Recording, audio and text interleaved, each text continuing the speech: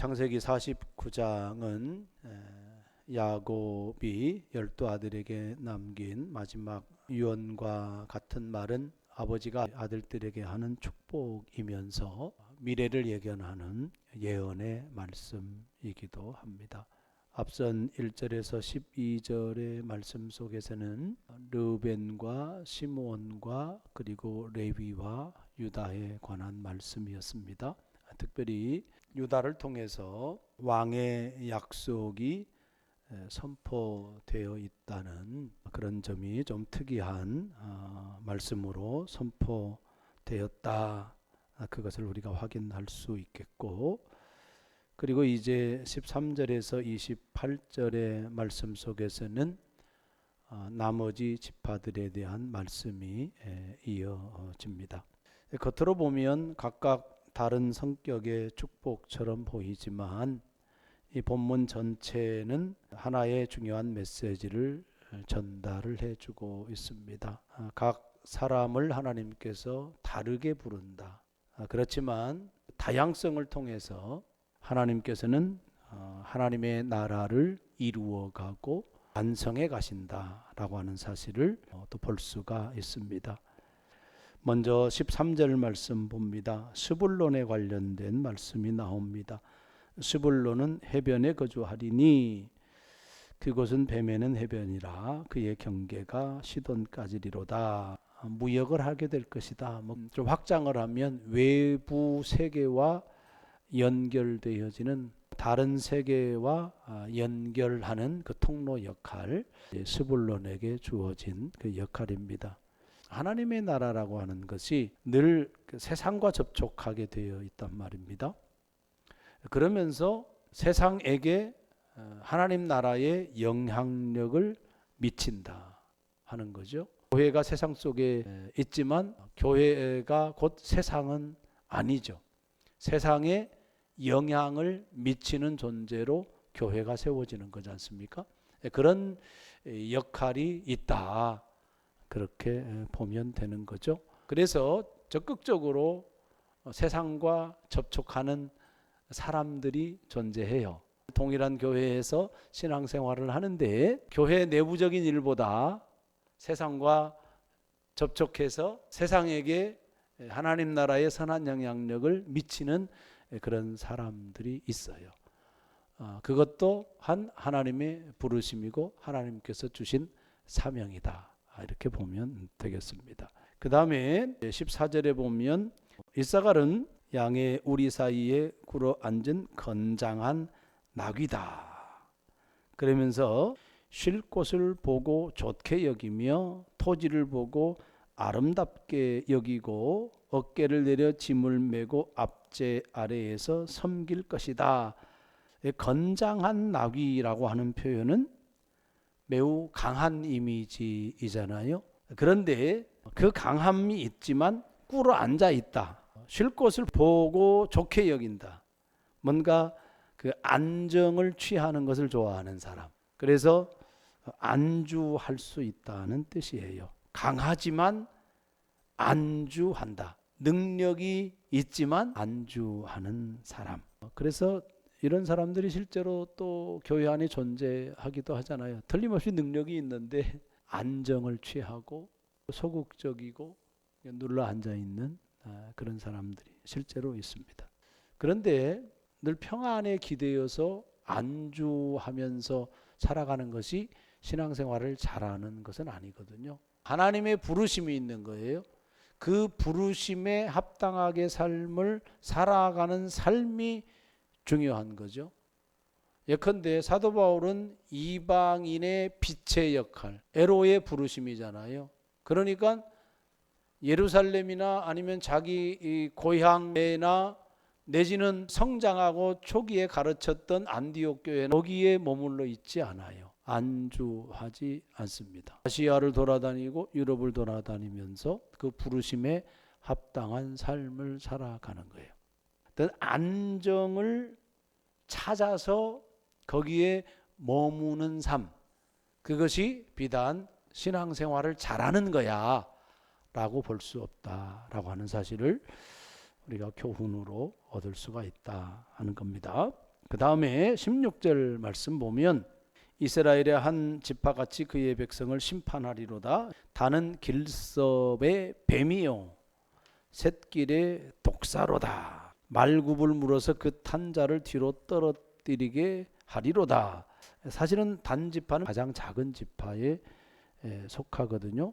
작지만 뱀이에요. 뱀이라고 하는 의미는 약간 좀 긍정적인 의미가 있어요. 그런데 독사라고 할 때는 부정적인 의미가 있어요. 뱀처럼 지혜롭고, 그럴 때 뱀의 지혜를 이야기하기도 합니다. 그런데 독사라고 할 때는 어떻습니까? 죽이는 거잖아요. 죽이는 독이 있다. 그래서 치명적인 어떤 힘, 치명적인 영향력을 행사한다. 그런 뜻이 있는 겁니다. 그래서 작은 존재지만 지혜가 있고, 그럼에도 불구하고 아주 교활하고 위험천만하다. 매우 치명적인 어떤 영향력을 행사하지만 스스로 자기 자신을 구원할 수 없다라고 하는 사실을 알고 18절에 보면 여호와여 나는 주의 구원을 기다립니다. 누구를 찾는 거예요?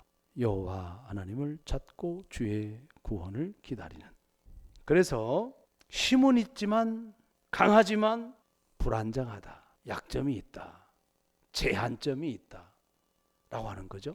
그런 가운데 참된 구원이 하나님께 있음을 보여준다는 겁니다.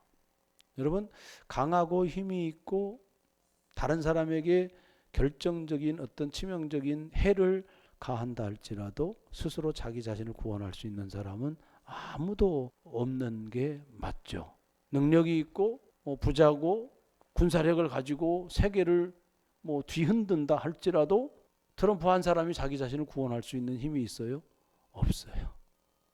미국이 자기 자신을 구원할 수 있는 힘이 있어요? 없어요. 그 누구도 이스라엘이든 누구든 간에 스스로 자기 자신을 구원할 수 있는 힘이 있는 나라나 개인은 한 사람도 없는 겁니다. 그 다음에 갓은 군대의 추격을 받으나 도리어 그 뒤를 추격하리로다. 끊임없는 싸움 속에 휘말려 있는 듯한 이미지를 갖고 있는 지파가 이제 갓 지파인 거죠. 끊임없는 싸움, 끊임없는 전투, 영적인 전쟁의 어떤 이미지를 갓 지파를 통해서 볼 수가 있는 겁니다. 피할 수 없는 싸움이죠. 이 세상에 살아있는 동안 우리는 싸움을 피할 수가 없다. 영적인 싸움을 피할 수 있는 사람은 단연코 단 한 사람도 없고, 우리가 아무리 거룩하다, 아무리 인품이 훌륭하다라고 한다 할지라도 매 순간 매 시간 하루 24시간 안에 이 영적인 싸움은 언제나 존재하는 거예요. 자유로울 사람이 없습니다. 심지어는 선한 일을 할 때라도 영적인 싸움은 진행이 됩니다. 주의 일을 하고 있음에도 불구하고 우리의 머릿속에는 영적인 싸움이 있어요. 그만큼 우리는 연약한 존재고 이 싸움을 여호와의 전쟁으로 돌려야 되는 그런 지혜가 우리 가운데 있어야 된다는 점을 보여주고 있는 겁니다. 그리할 때 참된 승리가 이루어지는 겁니다. 에베소서 6장 10절에서 20절 말씀에 영적 싸움의 그 무기들 언급을 하잖아요. 우리는 언제나 그 무기를 가지고 싸울 때에 그 싸움에서 승리한다라고 하는 사실을 기억해야 됩니다. 자, 그 다음에 20절입니다. 아셀렉에서 나는 먹을 것은 기름진 것이라 그가 왕의 수라상을 차리리로다. 기름진 것을 먹고 그 다음에 왕의 수라상을 차린다. 풍요를 말하죠. 왕에게 기름진 것을 공급하고 그 왕을 섬기는 역할을 한다라고 하는 그런 뜻입니다. 교회 공동체에 있어서 앞에 나서는 사람이 있죠. 적극적으로 또 싸우는 사람도 있죠. 그런데 뒤에서 섬기는 사람도 있죠. 묵묵히 섬김을 감당하는 사람. 교회 공동체에서 너무나도 중요하고 소중한 역할이 바로 이런 분들의 역할입니다. 묵묵히 섬기는 것 쉽지가 않습니다. 물질적으로도 묵묵히 섬기는 게 필요하죠. 기도로 묵묵히 성실하게 일관되게 묵묵히 섬기는 거 너무나도 중요한 거잖아요. 친절함으로 섬길 수도 있는 거고 다양한 방법으로 섬길 수 있는 거예요. 그런데 그것이 그렇게 크게 드러나진 않아요. 그런데 그것에 충실해. 1년이고 2년이고 3년이고 5년이고 10년이고 아니 은퇴할 때까지 그 일을 계속하는 거예요. 쉽지 않죠. 그런데 그런 분들을 통하여서 공동체가 건강해지고 공동체가 유지되는 겁니다.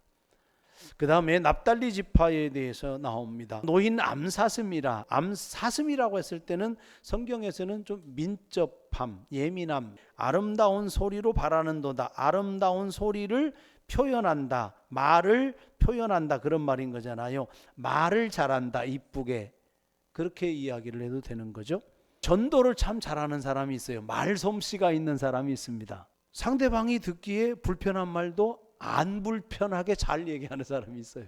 그리고 초면인데도 불구하고 너무나도 자연스럽게 평안하게 부탁을 하고 도움을 요청을 해서 그렇게도 도움을 받는 사람이 있어요.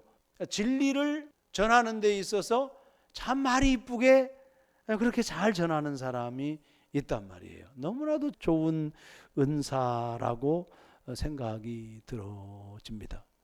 내 마음을 아름답게 잘 표현하는 것 좋은 은사입니다. 하나님의 말씀을 아름답게 잘 전하는 거 얼마나 좋은 은사예요. 교회에서 그런 분이 얼마나 소중하고 얼마나 귀하겠어요. 자, 그 다음에 누가 나오냐면 드디어 이제 요셉이 나옵니다. 요셉은 야곱이 26절까지 좀 길게 축복을 하고 있습니다. 샘 곁에 가지인데 무성할 뿐만 아니라 그 가지가 담을 넘어서까지 이렇게 풍성해진 거죠. 최고의 축복이죠. 그런데 한편으로 보면 요셉은 우리가 알지만 고난으로 가득했잖아요. 23절에 보면 활 쏘는 자가 그를 학대하며 적개심을 가지고 그를 쏘았으나 형들에게 미움을 받고 시기를 받고 노예로 팔리고 억울하게 감옥 생활하고 그러다가 애굽의 총리가 되고 많은 사람들의 생명을 구하는 너무나도 좋은 도구가 되어지잖아요. 그러면서 24절 그렇지만 요셉의 활은 도리어 굳세며 그의 팔은 힘이 있으니 요셉을 죽이려고 하고 요셉을 넘어뜨리려고 하고 요셉을 막 찍어 눌렀지만 그렇지만 오히려 요셉의 팔은 힘이 있었다. 왜 그러냐? 어떻게 그것이 가능했느냐? 야곱의 전능자 이스라엘의 반석인 목자의 손을 힘입음이라. 내 아버지 하나님께로 말미암나니 그가 너를 도우실 것이요 전능자로 말미암나니 그가 내게 복을 주실 것이라. 위로 하늘의 복과 아래로 깊은 샘의 복과 젖먹이는 복과 태의 복이리로다. 야곱의 전능자 이스라엘의 반석인 목자의 손 때문에, 다시 말하면 여호와 하나님 때문에, 야곱의 하나님, 이삭의 하나님, 아브라함 하나님 때문에 그의 손이 요셉과 함께 했기 때문에 굳세였고 힘이 있었다. 그 하나님이 요셉과 함께 하여서 그 하나님이 도우실 거고 그 전능자가 내게 복을 주실 것이다. 그래서 하늘의 복을 받고 아래로 깊은 샘의 복과 젖먹이는 복과 태의 복을 받을 것이다. 풍성한 복을 받을 것이다. 비록 고난이 있었지만 하나님께서 함께 하셔서 풍성한 열매를 누렸던 것처럼 이후에도 그 전능자 하나님께서 함께 하심으로 풍성한 복을 누리게 될 것이다. 그렇게 선언하고 있습니다. 하나님의 은혜의 역사 속에서 복을 받는 사람이 있어요. 그런데 설명이 안 돼요. 그게 은혜잖아요.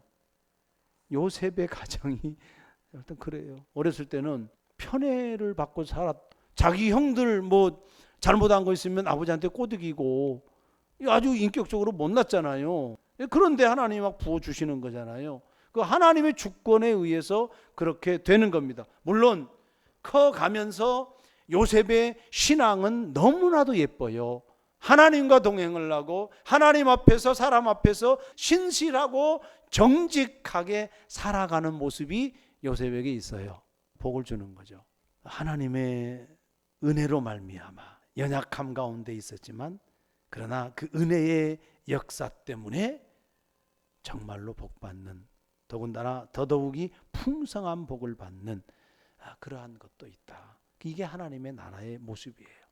그 다음에 이제 베냐민에 대해서 이야기를 합니다. 부정적이에요. 베냐민은 물어뜯는 일이라 아침에는 빼앗은 것을 먹고 저녁에는 움킨 것을 나누리로다. 베냐민 지파의 사람 중에서 여기에 딱 해당되는 사람이 있죠. 누굽니까? 사울왕입니다. 왕으로 세웠다가 하나님이 후회하잖아요. 질투와 시기가 많아가지고 아주 공격적이고 열등감도 강하고 시기심도 강하고 그런 사람이잖아요. 버릴만 하고 지파 속에서 삭제시킬만 한데요. 그렇지 않아요. 하나님이 끌고 가는 거예요. 함께 가는 거예요. 여러분, 교회 안에 그런 사람들이 있어요. 그런데 함께 가는 거예요. 결론적으로 28절 말씀입니다. 이들은 이스라엘의 12지파다. 다 달라요. 다양한데 하나의 이스라엘 공동체죠. 함께 가는 거예요. 모두가 다. 교회 안에 각 사람마다 다 부르심이 달라요. 은사도 다르고 생각도 다르고 감정 쓰는 것도 다르고 문제를 풀어가는 방식도 다르고 달라요. 그런데 하나의 공동체, 하나의 교회, 한 몸이에요. 이 의식이 있어야 됩니다. 맨 마지막에 아버지가 아들들을 축복할 때 각 사람의 분량대로 축복했다. 각 사람별로 존재하고 분량도 다르지만 따로 분리된 존재는 아니다. 12지파이지만 하나의 공동체다라고 하는 사실을 우리가 기억을 해야 됩니다. 오늘 교회가 그렇다라는 말씀입니다. 세 가지 요약해서 말씀을 드립니다. 첫째로 하나님은 각 사람에게 다른 사명을 주신다. 두 번째로 하나님은 연약함 속에서도 은혜로 역사하신다. 마지막 세 번째는 하나님은 다양성을 통해서 하나의 공동체를 이루신다. 그리고 그 안에서 각 사람 각각의 분량에 따라서 각각의 자리에서 충실한 삶을 살아가면 된다. 그리할 때 하나님께서 이루시고자 하는 그 나라를 함께 이루어 갈 수 있다라는 겁니다. 이런 마인드를 가지고 교회 공동체 안에서 충실하게 삶을 살아가는 우리 모두가 되기를 주의 이름으로 축복합니다.